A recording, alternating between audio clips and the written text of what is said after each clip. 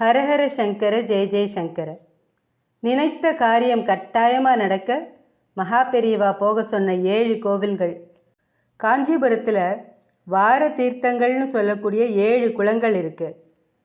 காஞ்சிபுரம் போனால் நினச்சது நிச்சயம் நடக்கும். ஒரு நாள் பக்தர் ஒருவர் பெரியவா கிட்ட கேட்டார், காஞ்சிபுரத்தை ரொம்ப விசேஷமான ஸ்தலம்னு எல்லாரும் சொல்கிறாளே, ஏன் பெரியவா? பரமேஸ்வரன், அம்பாள், மகாவிஷ்ணு, பிள்ளையார், முருகன் எல்லா தெய்வங்களும் இங்கே காஞ்சிபுரத்தில் தான் இருக்கா. இதை விட காசி தான் விசேஷம்னு சொன்னாலும் காஞ்சிபுரமும் காசிக்கு சமமான ஸ்தலம்தான்.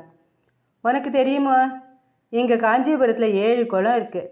இதில் தினமும் ஒரு குளத்தில் ஸ்நானம் பண்ணிவிட்டு எல்லா கோவிலுக்கும் போய் சுவாமி தரிசனம் பண்ணிவிட்டு நாம் மனசில் வேண்டிக்கிற காரியம் கண்டிப்பாக நடக்கும்.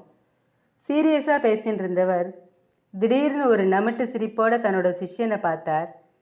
சிஷ்யன்கிட்ட காசிங்கிறத பிரித்து சொல்லு பார்க்கலாம் அப்படின்னு சொன்னார்.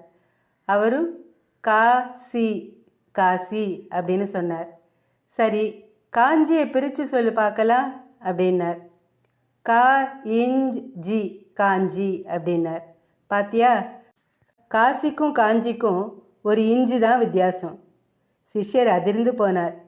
காசியில் கபாலீஸ்வரனாய் காஞ்சியில் காமாட்சியாய் அருள் பாலிக்கிற நம் காஞ்சிநாதன் நம்மளை தன்னோடு சேர்த்துக்கொள்ள பிரார்த்தனை பண்ணணும். காஞ்சிபுரத்தில் உள்ள 7 குளங்கள், அதாவது வார தீர்த்தங்கள் என்னன்னு பார்க்கலாம். ஞாயிற்றுக்கிழமை கச்சபேஸ்வரர் கோவில். இது ஸ்ரீமடத்திலேருந்து பஸ் ஸ்டாண்ட் போகிற வழியில் இருக்குது.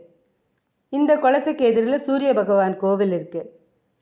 திங்கட்கிழமை ஏகாம்பரேஸ்வரர் கோவில், செவ்வாய்க்கிழமை மங்கள ஈஸ்வரன் கோவில் ஸ்ரீமடத்துக்கு எதிரிலேயே இருக்குது.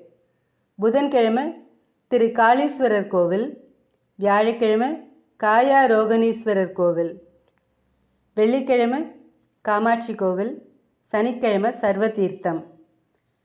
மகா பெரியவா 69வது பீடாதிபதியாக ஸ்ரீ ஜெயேந்திர சரஸ்வதி பெரியவாளுக்கு இந்த குளக்கரையில் தான் சந்நியாச ஆசிரமம் அருளினார். பெரியவாளோட திருவாக்கில் இந்த தீர்த்தாடனம் கூட எத்தனை எளிமையானதாக, அதே சமயம் அபரிவிதமான பலன்களை தருவதாக இருக்கிறது.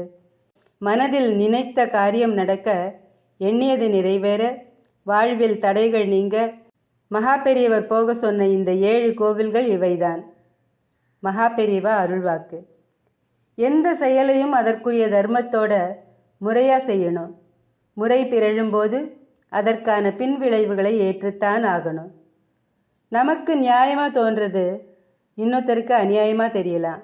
அதனால் எல்லாரும் ஏற்றுக்கொள்ளும் பொதுவான நியாயத்தை செய்கிறது தான் நல்லது. நிலையான இன்பங்கிறது கடவுளிடம் கொள்ளும் பக்தி மட்டுமே.